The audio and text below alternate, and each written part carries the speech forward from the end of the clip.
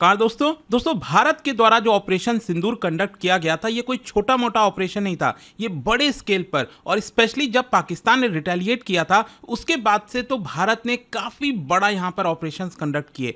लेकिन यहाँ पर क्या है कि अभी इससे रिलेटेड जो डिटेल है वो सब कुछ हमारे सामने नहीं है। मतलब धीरे धीरे करके बहुत सारी चीज़ें सामने आ रही हैं, जिसमें से एक बहुत इंपॉर्टेंट डिटेल सामने आया है। पता चला कि भारत ने एलओसी के पार इतना ज़्यादा प्रहार किया। ये मैं ग्राउंड की बात कर रहा हूँ, जो मिसाइल्स वगैरह से अटैक किया गया था वो तो है ही है, वो भी मैं आपको बताऊंगा वीडियो के अंदर कि कैसे इतने सारे जो एसेट्स हैं पाकिस्तान के वो हमने खत्म किए थे। एसेट्स मतलब जैसे उनके रडार सिस्टम हो गया, उनका जो फाइटर जेट हो गया, ट्रांसपोर्ट एयरक्राफ्ट हो गया, उससे भी रिलेटेड अभी नए डिटेल सामने आए, वो तो मैं आपको बताऊंगा। लेकिन एक बहुत इंपॉर्टेंट चीज सामने आई, वो ये है कि पाकिस्तानी आर्मी कमांडर उसको अपना पोस्ट छोड़कर भागना पड़ा, मस्जिद में जाकर छुप गया। तो ये सारी डिटेल्स आपको बताऊंगा क्या है एग्जैक्टली। चलिए आगे बढ़ते हैं, लेकिन उससे पहले आप सबको बता दूं, आप में से जो भी लोग यूपीएससी 2026 की तैयारी कर रहे हैं आप हमारे कोर्सेज ज्वाइन कर सकते हैं by using this code Ankit live. You will get maximum discount और इसका जो लिंक है वो कमेंट सेक्शन में दिया हुआ है।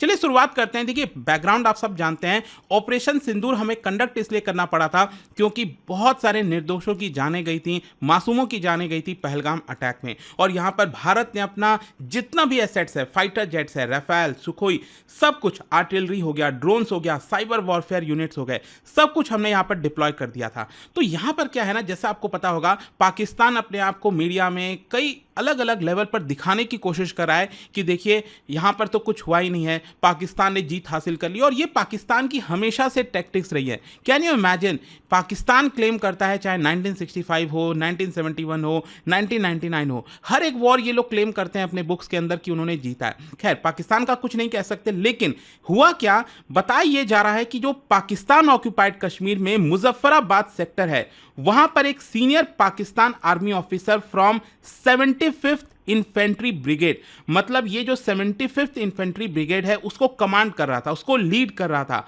वहां से वो छोड़कर भाग गया। इस मैप में आप देखोगे तो और अच्छे से आपको समझ में आ जाएगा। ये आप जानते हैं पाकिस्तान ऑक्यूपाइड कश्मीर, जिसको ये लोग आजाद कश्मीर बुलाते हैं। खैर जो भी है, यहां पर अगर आप ध्यान से देखेंगे ये वाला जो एरिया है पूरा, ये है आपका मुजफ्फराबाद सेक्टर। तो यहां पर क्या है कि जब ये ऑपरेशन सिंदूर लॉन्च हुआ उसके बाद काफी ज्यादा आपको तनाव देखने को मिल रहा था एलओसी पर। और ऑब्वियस सी बात है, देखो क्या होता है ना कि भारत के ऊपर इन्होंने जिस तरह से पूंछ वाले सेक्टर में, आपको याद होगा जिस तरह से इन्होंने हमला किया, तो ऑब्वियस सी बात है भारत को शांत तो रहने वाला नहीं था।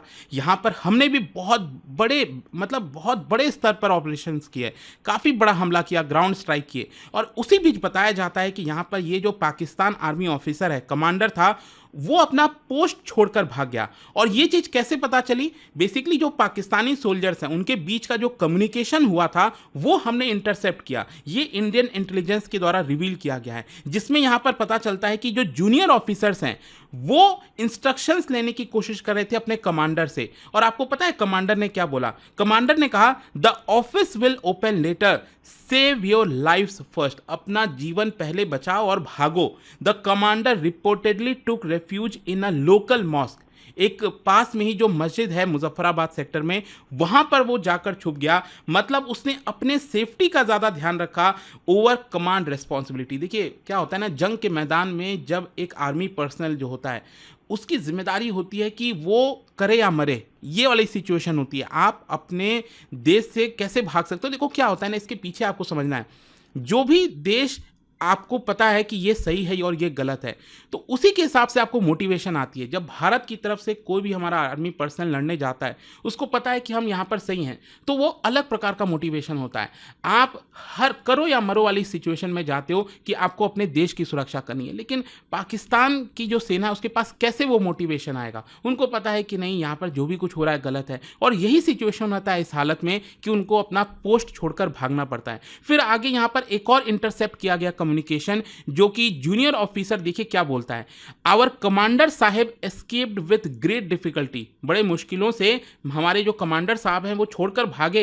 ही इज ऑफरिंग नमाज इन अ मॉस्क, वो एक नमाज दे रहे हैं मस्जिद में। He sent his man here and said he will return only when things calm down, जब चीज़ें थोड़ा शांत हो जाएंगी तभी मैं वापस लौटूंगा। ये जूनियर ऑफिसर ने बताया, ये डिस्कशन चल रहा था, उस कम्युनिकेशन को हमने यहाँ पर इंटरसेप्ट किया। और कहीं ना कहीं इसी की वजह से अगर आप देखोगे तो पाकिस्तान की आर्मी में एक कंफ्यूजन क्रिएट हुआ, एक पैनिक क्रिएट हुआ फ्रंट लाइन यूनिट्स में। उनको लगा कि वो लीडरलेस हैं, उनको छोड़कर भाग गया है, जो उसका कमांडर है वही छोड़कर भाग गया है, डिसऑर्गेनाइज हो गई है। इस तरह की सिचुएशन वहां पर हो गई थी। ये मैं आपको फ्रंट लाइन की बात कर रहा हूं, जहां पर भारतीय सेना और पाकिस्तान की सेना आमने सामने होती है, एलओसी की इस पार और उस पार होती है। खैर, इसका इंप्लीकेशन क्या हुआ? सबसे पहला है ब्रेकडाउन ऑफ कमांड। मतलब देखिए, कमांडर कभी भी छोड़कर भाग नहीं सकता। आप सोचो, अगर कमांडर ही छोड़कर भागेगा पोस्ट को, तो बाकी के जो जूनियर ऑफिसर्स हैं वो क्या करेंगे? सो कमांडर का जो एक्शन था वो स्टैंडर्ड मिलिट्री प्रोटोकॉल को वॉयलेट करता है। जो चेन ऑफ कमांड की इंटीग्रिटी है ना, उसको खत्म कर देता है, जिसकी वजह से पाकिस्तान बैटलफील्ड कोऑर्डिनेशन वो बहुत कमजोर हो गया। फिर इसके अलावा ट्रूप्स का जो मोरल है, आप सोचिए कितना तेजी से कोलैप्स हुआ होगा। अगर उसका कमांडर ही छोड़कर भाग रहा है तो कहीं ना कहीं उनको जो स्ट्रैटेजिक डायरेक्शन है कि आगे क्या करना है, कैसे करना है, वो इंस्ट्रक्शन कैसे मिलेगा? यहां पर रिपोर्ट से पता चलता है कि जो जूनियर सोल्जर्स हैं वो भी विड्रॉल के लिए रिक्वेस्ट करने लगे, अपने सीनियर्स को बोलने लगे कि हमें भी आने की अनुमति दीजिए, हमें भी रिफ्यूज चाहिए, क्योंकि लगातार यहां पर फायरिंग हो रही है भारत की तरफ से। और आप समझिए इसका असर ये हुआ कि बाकी के सेक्टर्स में भी जहां पर पाकिस्तानी पर्सनल थे उनके भी मोरल काफी डाउन हो गए थे और इंटरनल पैनिक हो गया था पाकिस्तान आर्मी के अंदर, ऐसा बताया जा रहा है। मतलब पाकिस्तान आर्मी की जो इंटरनल कम्युनिकेशन नेटवर्क है वो दिखाती है क्योटिक मतलब सिचुएशन हो गई थी। अर्जेंट इवैक्यूएशन के रिक्वेस्ट आ रहे थे। कमांडर जो हैं बाकी ब्रिगेड्स में वो हेजिटेट कर रहे थे तुरंत रिटेलिएट करने के लिए, क्योंकि अगर वो रिटेलिएट करते तो भारत की तरफ से तो क्लियर इंस्ट्रक्शन दिया गया था कि आपको उससे 10 गुना भारी रिटेलिएट करना है। तो इसकी वजह से पाकिस्तान आर्मी में एक बहुत पैनिक सिचुएशन क्रिएट हुआ था। अच्छा, इन सारी चीजों की वजह से भारत की मिलिट्री को क्या गेन हुआ, यहां पर आप देख सकते हो। आप सब जानते हैं कि 100 से ज्यादा जो टेररिस्ट है वो एलिमिनेट किए गए कई सारे कैंप्स में, चाहे सिडना बिलाल कैंप हो गया, सवाई नाला सेक्टर एंड हाजीपीर हो गया। इसके अलावा कैजुअलिटीज की बात करें तो पाकिस्तान की तरफ से 64 से ज्यादा पाकिस्तानी सोल्जर्स उनकी तरफ से बताया गया कि मारे गए, 96 से ज्यादा इंजर्ड हुए हैं। तो इस तरह की सिचुएशंस आपको देखने को मिलेंगी। देखिए, ये तो हमने बात की ग्राउंड पर क्या हो रहा था, लेकिन जो भारत ने ऑपरेशन सिंदूर कंडक्ट किया, जैसे मैं आपको बोल रहा था कि इससे रिलेटेड बहुत सारी जानकारी आपको धीरे धीरे करके पता चलेगी। और यहां पर भारत की तरफ से इंफॉर्म किया गया है कहीं ना कहीं कि पाकिस्तान के बहुत सारे एसेट्स की जब मैं बात कर रहा हूं तो जो एयर बेस है वो तो हुआ ही था, मैं उसकी बात नहीं कर रहा हूं।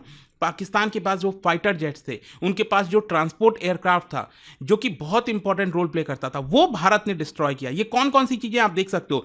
फाइटर जेट की हम बात करें, JF-17 थंडर, जो कि पीओके मुजफ्फराबाद के पास जो है वो हमने शॉट डाउन किया मिड एयर। इसके अलावा एक और फाइटर जेट F-16 जो अमेरिका से इन्होंने लिया हुआ था वो हमने शॉट डाउन किया। 2 बताया जा रहा है F-16 शॉट डाउन किया भिम्बेर और कोटली सेक्टर में, ये भी मिड एयर जब डॉग फाइट हो रही थी, इस तरह की सिचुएशन थी, वहां पर हमने इसको मार गिराया। फिर इसके अलावा जो सर्वेलेंस एयरक्राफ्ट होता है एवैक, वो भी अगर आप देखोगे तो 300 किलोमीटर इनसाइड, देखिए ये बहुत इंपॉर्टेंट हो जाता है। मतलब बहावलपुर के पास जो है बताया जा रहा है, मतलब भारत के बॉर्डर से 300 किलोमीटर अंदर पाकिस्तान में, वो हमने उनको डिस्ट्रॉय किया है, मिड एयर डिस्ट्रॉय किया है। उनका जो सर्वेलेंस एयरक्राफ्ट होता है जो निगरानी रखता रहता है, रडार के थ्रू जो है देखता रहता है कि भारत की तरफ से कुछ हमला तो नहीं हो रहा है। फिर इसके अलावा ट्रांसपोर्ट एयरक्राफ्ट जो भारत के पास भी आपको पता है C-130J सुपर हरक्यूलिस, वो बताया जा रहा है कि सरगोदा एयरबेस पर था और ये ग्राउंड पर हमने स्ट्राइक किया जब सरगोदा एयरबेस पर हमने डिस्ट्रक्शन किया था। तो आप समझ रहे हो, इतने सारे इंपॉर्टेंट जो एसेट्स हैं वो हमने पाकिस्तान मिलिट्री के खत्म किए। अच्छा, इससे भारत की टैक्टिकल अचीवमेंट क्या क्या होती है? सबसे पहला है कि पहली बार साउथ एशिया में देखने को मिला कि डीप किल एवैक्स का हुआ है। जो सर्वेलेंस के काम आता है एयरक्राफ्ट, उसी को हमने डीप में जाकर खत्म किया। ये पहली बार होगा, आपको साउथ एशिया में देखने को मिलेगा। पहली बार यहां पर साउथ एशिया में BVR meteor missiles, beyond visual range जो मिसाइल्स हैं वो हमने यूज किया, जिसकी वजह से LOC के बाद जो है पाकिस्तान को भनक भी नहीं लगी, पता भी नहीं चला, उनका पूरा का पूरा जो डिफेंस है वो टूट गया एक प्रकार से, ये beyond visual range missiles launch करने से। भारत की जो इलेक्ट्रॉनिक वॉरफेयर सुपीरियरिटी है वो आपको साफ साफ देखने को मिलेगी और इसकी वजह से अल्टीमेटली साइकोलॉजिकल इंपैक्ट वो आपको देखने को मिलेगा। स्पेशली जो हमने सरगोदा पर हमला किया ना, वो पाकिस्तान शायद कभी सोच नहीं सकता था। और अल्टीमेटली इन सारे चीजों के बीच आपको क्या लगता है पाकिस्तान क्या करेगा? पाकिस्तान क्या अपने पब्लिक को ये बताएगा कि देखिए हम तो वॉर में हार गए, हमें ये हुआ है वो हुआ है? ऑब्वियस सी बात है, नहीं करेगा पाकिस्तान, उसका पूरा इतिहास रहा है। और यहाँ पर कई बार लोग मैं देखता हूँ सोच रहे होते हैं कि हाँ पाकिस्तान ने तो एक्सेप्ट नहीं किया, अगर ऐसा होता तो ऐसा पाकिस्तान करता, ऐसे नहीं है। और जस्ट इमेजिन करके देखिए, मतलब इसी से आपको प्रूव हो जाएगा कि कैसे पाकिस्तान अपना चेहरा बचाने की कोशिश कर रहा है। उसने अपने आर्मी चीफ आसिम मुनीर को फील्ड मार्शल के रैंक पर मतलब प्रमोट कर दिया। फील्ड मार्शल बहुत रेयर होता है, रेयरेस्ट ऑफ रेयर यहाँ पर अचीवमेंट होता है फील्ड मार्शल का।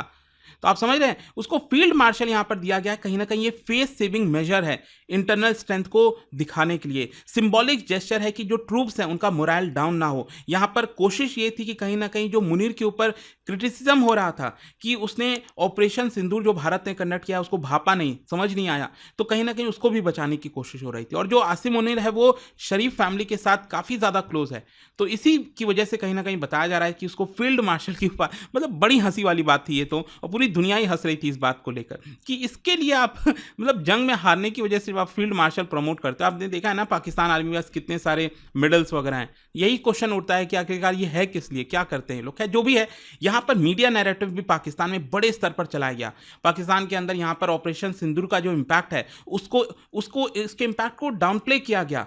यहाँ पर सोशल मीडिया बाकी चीज़ों से जो लीक सामने आ रहे थे वो हमें देखने को मिला। आपने देखा होगा नूर खान एयरबेस रावलपिंडी, उसमें से वीडियो सामने आया, तब पूरे दुनिया ने देखा कि कैसे भारत का इंपैक्ट रहा है, वो भी रावलपिंडी में।